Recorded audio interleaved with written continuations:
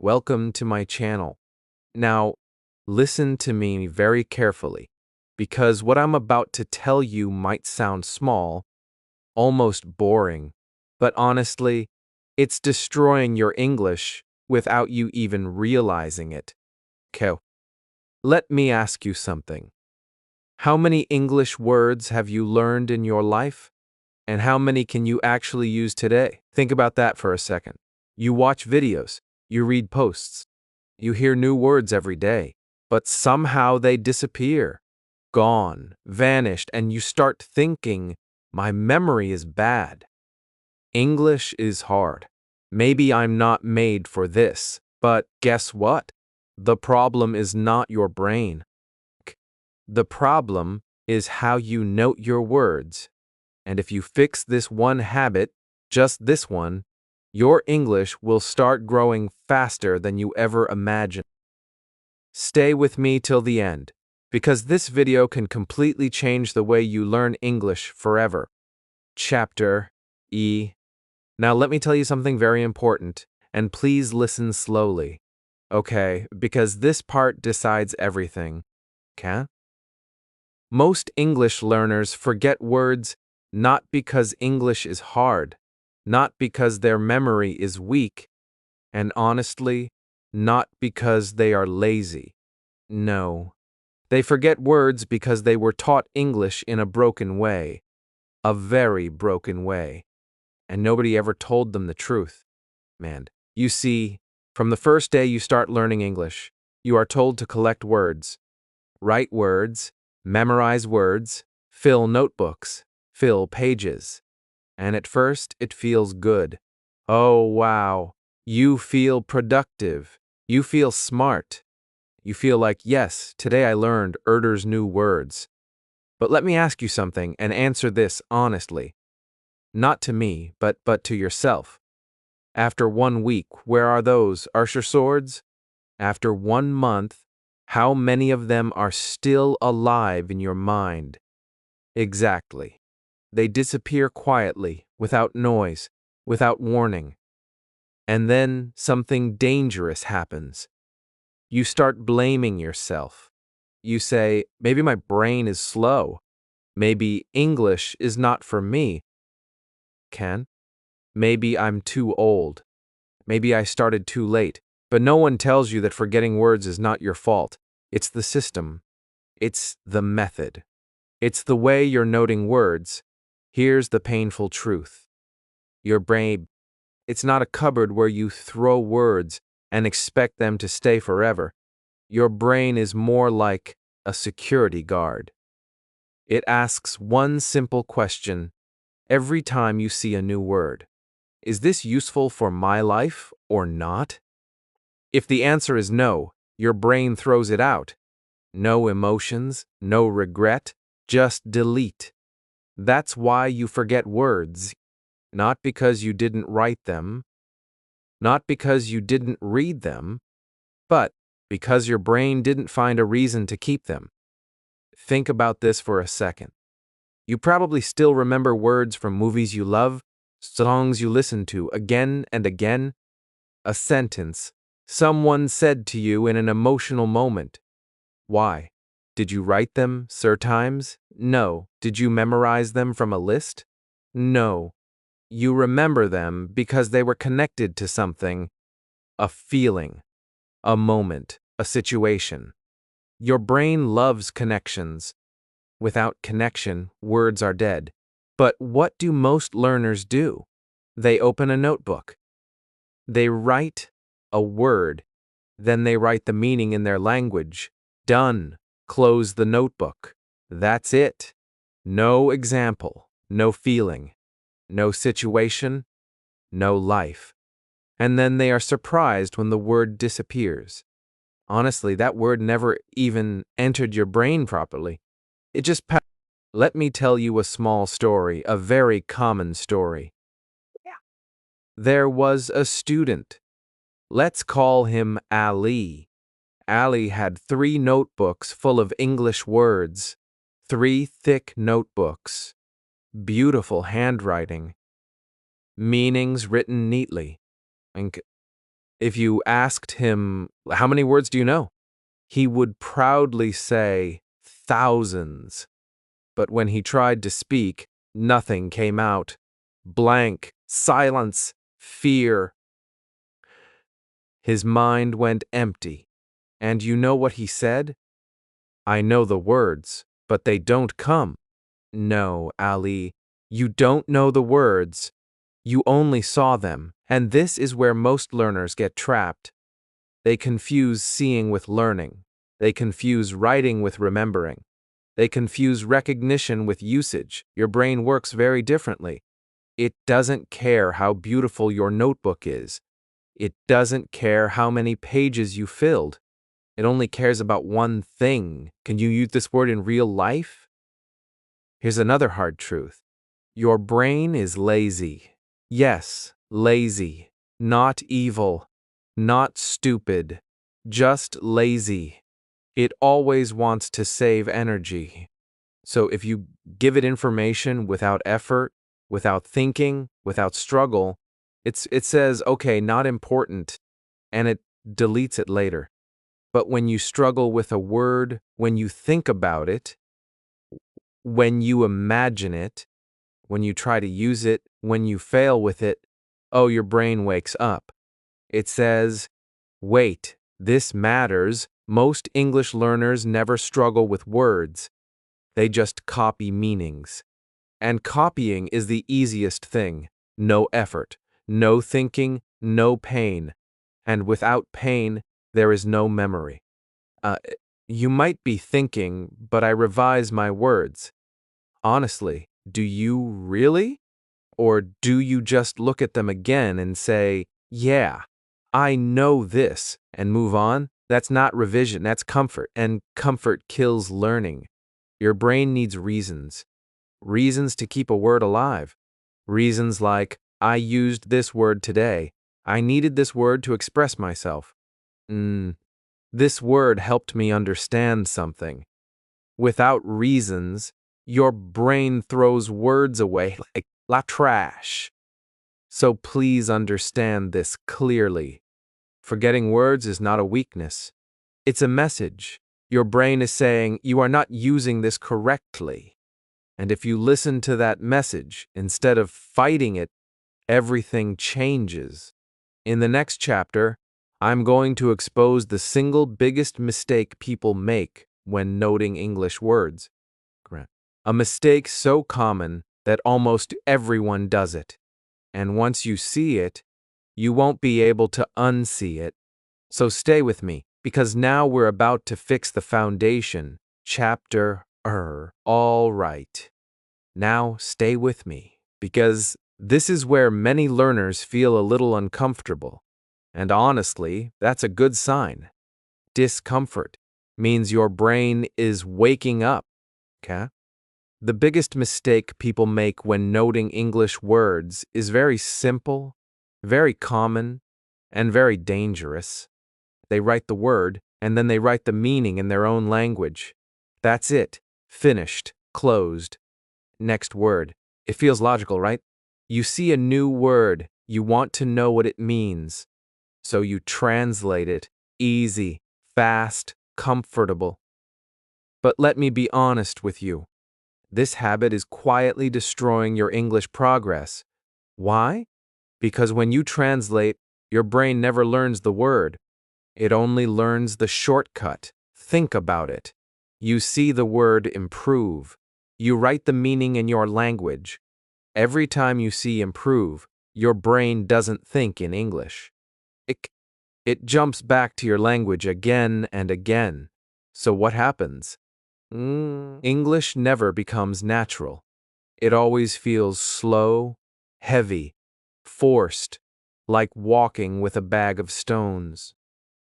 Your brain starts depending on translation like a crutch, and a crutch is useful only when you're injured, not when you want to run. Here's the painful part. Kang, when you write meanings in your language, your brain says, good, I don't need to remember this English word. I already have the meaning stored somewhere else, so it deletes the English word and keeps the translation. That's why when you want to speak, the English word doesn't come. Only your language comes first. Then you translate, then you hesitate, then you panic, and then silence. Let me ask you something, okay? Have you ever known the meaning of a word but still couldn't use it in a sentence? Of course you have. Almost everyone has. That's because knowing a meaning is not knowing a word, okay? A word is not a meaning. A word is a tool. And tools are useless unless you know how to use them. Another big mistake: dictionary meanings. Long meanings. Complicated meanings. 5 lines of explanation, written in tiny letters. Honestly, your brain hates that, especially if you're a beginner, okay? When your brain sees a long definition, it gets tired before it even starts. It says, "This is too much work," and it switches off. That's why beginners should never note dictionary definitions. Never. Not because dictionaries are bad. They're amazing. But because they are not beginner-friendly. They explain words for people who already know English, not for learners who are still building confidence. Your brain needs simple English. Very simple, almost childish, clear, direct. One short idea. For example, instead of writing a long definition for the word avoid, you can write avoid equals stay away from. That's enough. Your brain can breathe. Your brain can understand. Your brain can remember. Now, here's another mistake: noting too many words. K. This one hurts the ego. So listen carefully. Learning census words a day feels impressive. It feels productive. But in reality, it's a trap. Your brain can't build relationships with center strangers in one day, but it can build a strong relationship with 3. Words are like people. If you meet too many at once, you forget everyone. But if you meet a few and spend time with them, you remember them deeply. Most learners rush. They want fast results. So they note every new word they see.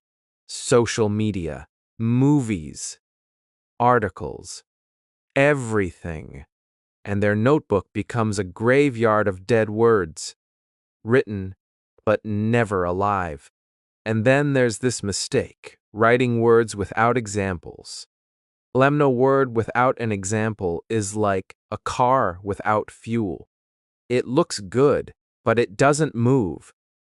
Your brain understands words through situations, not meanings. It wants to see the word doing something, living somewhere, being used by someone. For example, if you note the word promise and only write the meaning, your brain feels nothing. But if you write a simple sentence like, "I promised my mother I will call her," suddenly the word has a face, a feeling, a place, and your brain says, "Oh, this is real." Okay? Most learners skip examples because they feel lazy or scared. They think, my sentence might be wrong.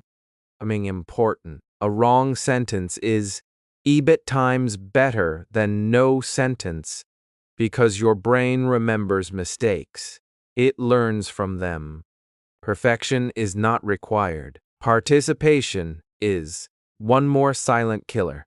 Copying words without speaking them. You write, you read, but you never say the word out loud, and then you wonder why your tongue freezes when you speak. Your mouth has never practiced. Your ears have never heard your own voice saying the word. Just sound before it is writing. Okay? If your mouth doesn't know a word, your brain won't send it there when you need it. So let's pause here for a second. Breathe. And be honest. Band. If your notebook is full of word plus translation, long dictionary meanings, no examples, Too many words, no speaking. Then now you know why words don't stay. Kink, but don't feel bad. This is not failure. This is awareness, and awareness is power. Because in the next chapter, I'm going to show you a brain-friendly, beginner-safe, powerful way to note words. Kanked. A way that works with your brain, not against it. And once you start doing that, forgetting words will no longer be your biggest problem. Chapter 10, okay? Now relax a little, because this chapter is where things finally start to feel clear. No pressure. No heavy rules. Just understanding your brain and working with it, not fighting it. And let me say this first, very slowly. Your brain does not remember words. Your brain remembers experiences. That one sentence can change everything for you. When you learn a word the right way, your brain doesn't store it as a word. It stores it as a small moment, a situation, a feeling, a picture. That's why some words stay with you for years and others disappear in hours. So now the question is simple. How do we turn a word into an experience? This is where the brain-friendly method comes in. And don't worry, it's not complicated. In fact, it's much easier than what you're doing now. Here's the rule. One word. One small system. Not a list, not a paragraph. One living unit. When you see a new word, don't rush. Write it like a robot. Pause for a second and ask yourself, where can I see this word in my life? Let's take a very simple word. Tired. Most people write tired equals translation, and that's where learning dies. Instead, you do this. First, write the word clearly, big, visible, like it matters because it does. Okay. Then write a very simple English meaning. Not perfect. Not dictionary, just clear. For example, tired equals feeling no energy. That's enough. Your brain smiles. It understands. Now comes the most important part. Almost everyone skips it. You add a situation. Ask yourself, when do I feel tired? After work? After studying? After walking? After thinking too much? So you write a small, real sentence. I feel tired after work. Is this sentence perfect English? Maybe yes. Maybe no. But guess what? Your brain doesn't care.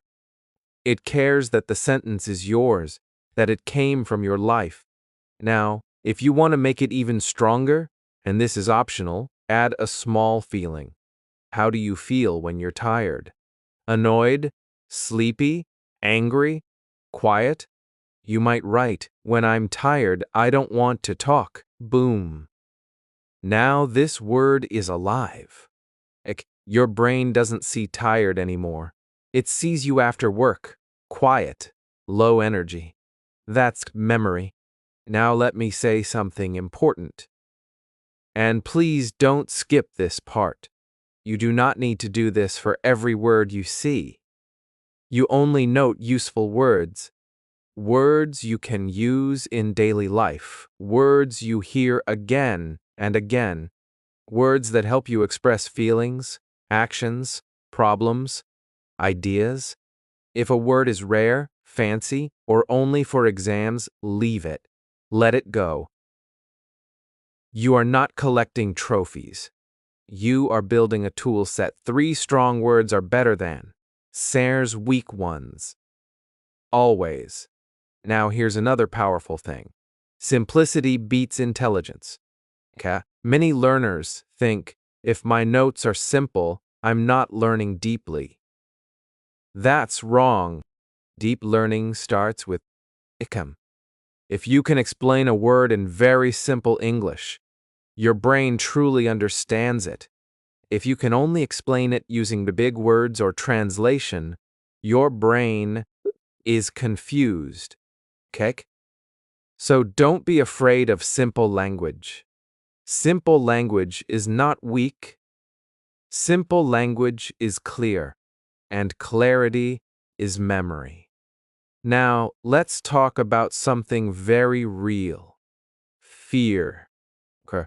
Many learners are scared to write sentences because they think, what if it's wrong? Let me tell you something honestly. Wrong sentences are gold. Kank, when you write a wrong sentence, your brain feels a little pain, and pain creates memory.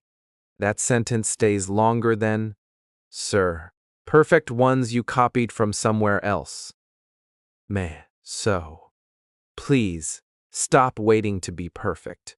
Perfect English does not build confidence.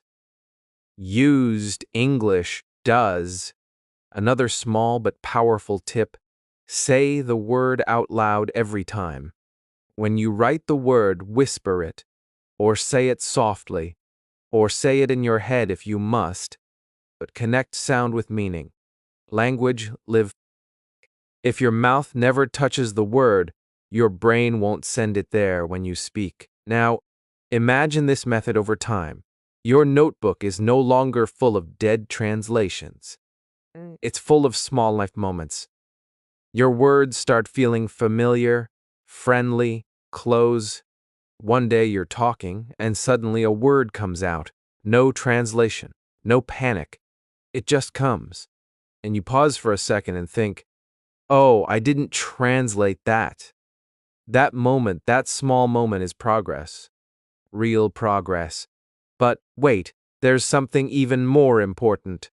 Hank, even if you note words this way, they can still fade unless you do the next thing. And in the next chapter, I'll show you how to make words stay longer without boring memorization. Key, without pressure. So stay with me, because now you're learning the right way. Gang, chapter 4. All right, take a deep breath here, because this chapter removes one of the biggest fears English learners carry silently: the fear of forgetting. Let me tell you something. Honestly, forgetting words is not the enemy. The real enemy is how you react when you forget. Most people panic. They feel stupid. They give up.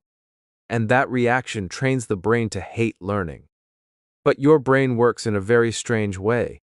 It doesn't grow when things are easy. It grows when you try to remember and fail. Yes, fail.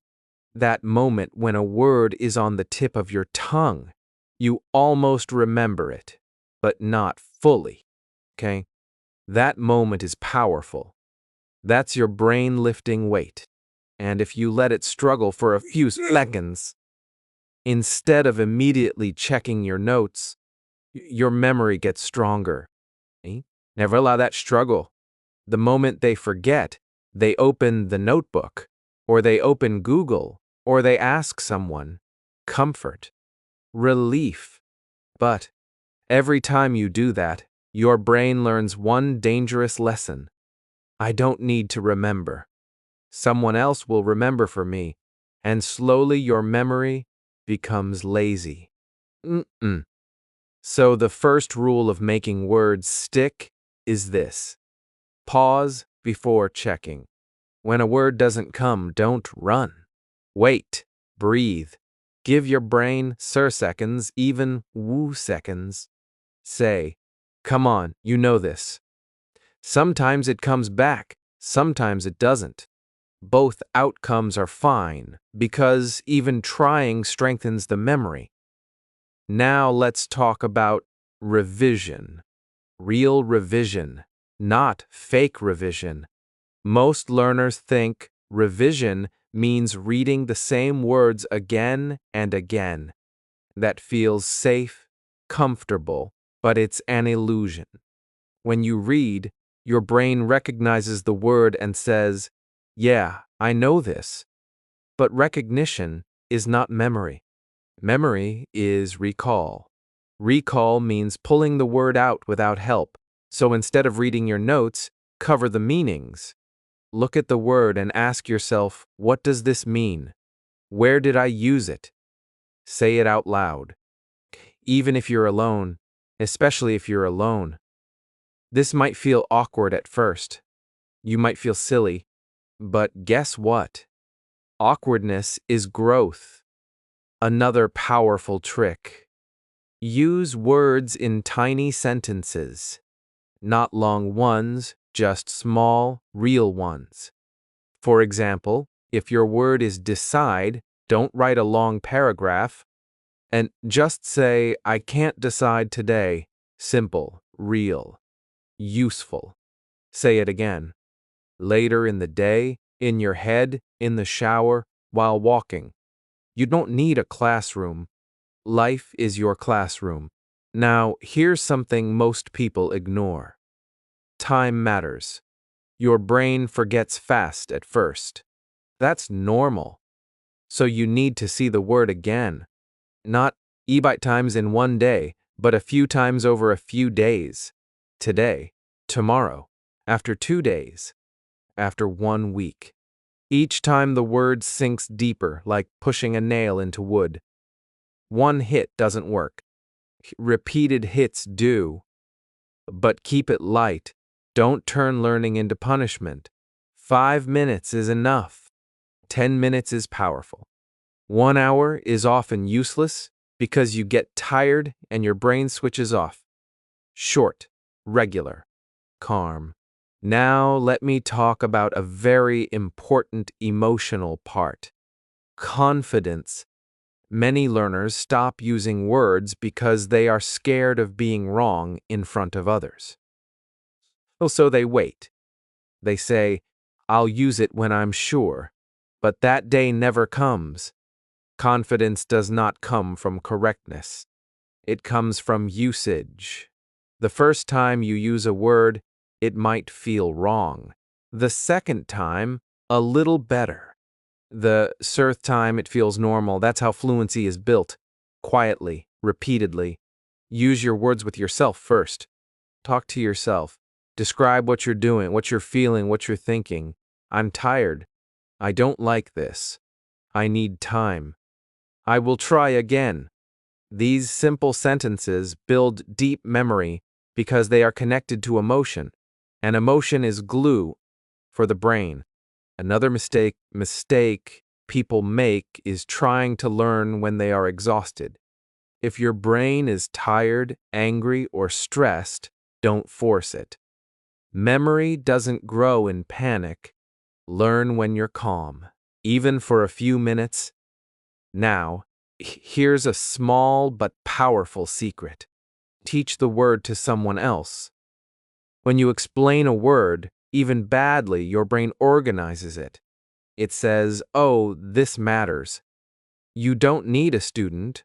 You can explain it to a friend, or to your phone, or even to a wall. Sounds silly, but it works. Say, this word means this, and I use it like this. That's it. By now, you should feel something shifting. Learning feels lighter, less scary, more natural. But there's one more thing that can either help you or quietly confuse you. Your notebook itself. And in the next chapter, I'll show you how to organize your word notebook so it supports your brain instead of overwhelming it. Stay with me. You're doing better than you think. Chapter 5. Now let's talk about something that almost no one takes seriously, but it quietly decides whether you stay consistent or you quit. Your notebook. Yes, that simple thing you open and close every day, or maybe you don't even open it anymore. And there's a reason for that. Your notebook is not just paper. It's a reflection of your mind. When your notebook feels messy, heavy, confusing, your brain feels the same way. And when your brain feels overwhelmed, it avoids learning. Not because you're lazy, but because it feels unsafe. Most learners think, as long as I write words, it's fine. But the truth is, how you organize your words matters more than how many words you write. Let me describe a very common situation. You open your notebook after 1 week, Words everywhere. No dates, no space. No order. Old words mixed with new ones. Some words you remember, some you don't. And suddenly your brain says, "This is too much." And you close the notebook quietly. Guilt stays. Learning stops. That's not discipline failure. That's design failure. Your notebook should invite you, not scare you. So, here's the first rule. Space is not waste. Leave space. Empty lines. Breathing room.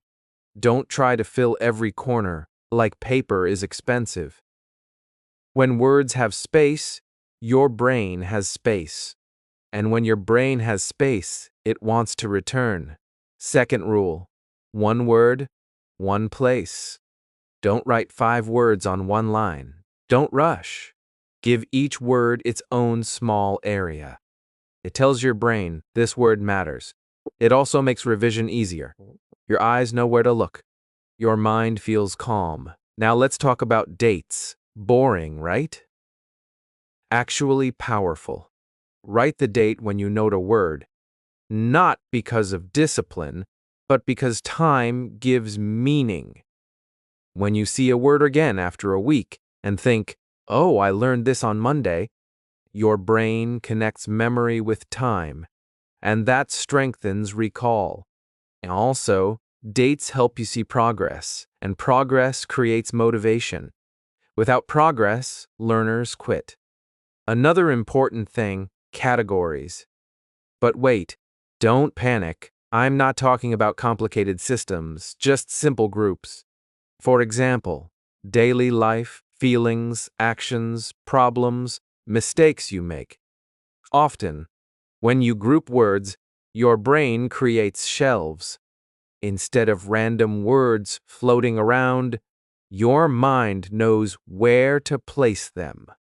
Okay? Let's say you feel angry one day. Your brain goes to the feeling section. Boom. A word comes. That's how speaking becomes faster. Now, here's something very important. Your notebook does not need to be beautiful. This one is for perfectionists.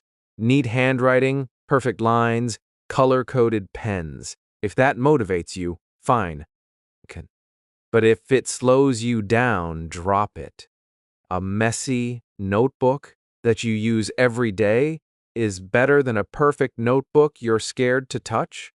Your notebook is not for Instagram. It's for growth. Now let me talk about something people rarely admit. Fear of mistakes. Some learners leave pages empty because they think, "I might write something wrong." UK. So they wait. And waiting kills learning. Your notebook is the safest place to be wrong. No one is judging you. No one is correcting you. This is where mistakes are welcome. In fact, you should mark your mistakes. Circle them. Smile at them because mistakes mean you tried. Another small but powerful habit. Return to old words. Don't always move forward. Sometimes go back. Flip pages. Look at words you wrote 2 weeks ago. Some will feel easy. Some will feel strange. That's normal. When a word feels easy, your confidence grows. When a word feels strange, your brain wakes up again. Both are good. Now, here's a gentle reminder. Your notebook should grow with you. In the beginning, your sentences will be very simple. That's perfect. Later, you might add another sentence under the same word, a new situation, a new feeling. That shows growth. Don't erase old simplicity. Respect it. It was the foundation. One more thing. Don't mix learning and judging. When you open your notebook, don't say, "This is bad." Say, "This is mine." Ownership builds consistency. By now, your notebook is no longer a graveyard of words. It's a living place, a safe place, a place your brain doesn't run away from. And now the final step, kink. Because even with good notes, even with good organization, there is one thing that turns noted words into real English speaking. And in the next chapter, I'll show you how to turn your notes into confident English. Slowly, safely, and without. Stay with me. You're closer than you think. Chapter Luke. Now we're here. The most important part. And honestly, this is where everything either comes together or quietly falls apart. Because noting words is powerful. Organizing them is smart. Revising them is necessary. But if your words stay on paper, they will never become English. They will remain silent. And English is not meant to be silent. English is meant to be spoken, felt, used, even imperfectly. So let me say this very clearly, and please let it sink in. Okay? You do not become fluent by knowing words. You become fluent by using words while feeling uncomfortable. Most learners wait. They wait to feel ready. They wait to feel confident. They wait to feel good enough. But here's the truth. Confidence is not something you get before speaking. Confidence is something you get because you spoke. If you wait for confidence, you'll wait forever. So how do we start using words without fear? We start small, private, and safe. Your first speaking partner is not another person. It's you.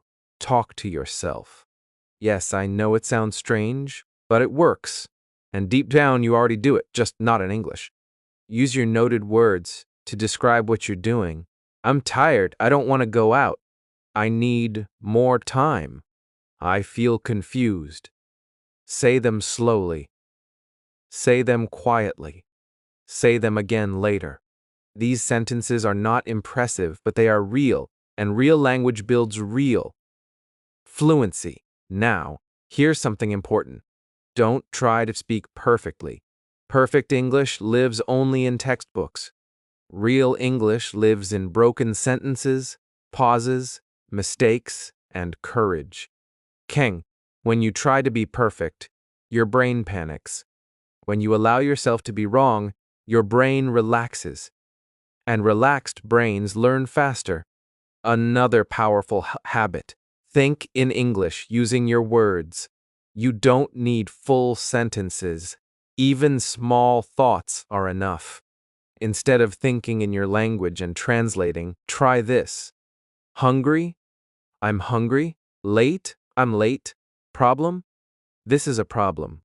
At first, it feels slow. Your brain resists. It wants comfort.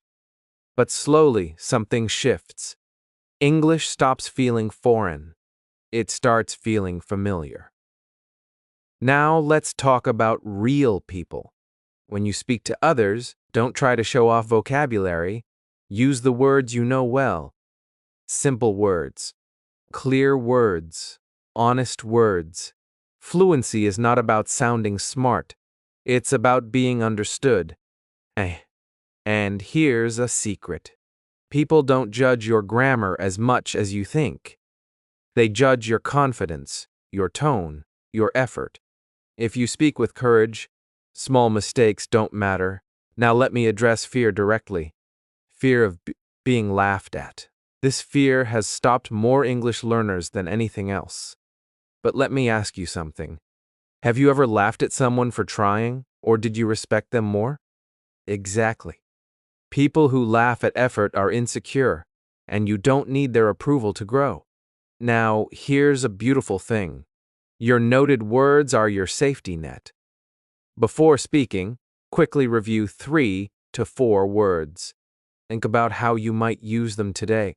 That's it, no pressure. And when a word comes out naturally, even once, pause inside and smile. That moment matters. That's progress. Another powerful habit, repeat your own sentences. If you said something today, say it again tomorrow. Your brain loves repetition when it comes from you. I was tired yesterday. I was tired yesterday. Now it's yours. By now, some things should feel different. English feels less scary, more human, more possible. And let me remind you, fluency is not a destination. It's a process, a quiet daily process. Some days will feel good. Some days will feel stuck. That's normal. Don't quit on slow days. Slow days are still days. If you keep noting words the right way, if you keep using them gently, if you keep speaking without waiting for perfection, English will grow. Not suddenly, not magically, but surely. And that's how real learners win. You're not behind. You're not late. You're finally learning the right way. And if you've reached this point, you've already proven something very important. You didn't give up. That matters more than any word you've learned.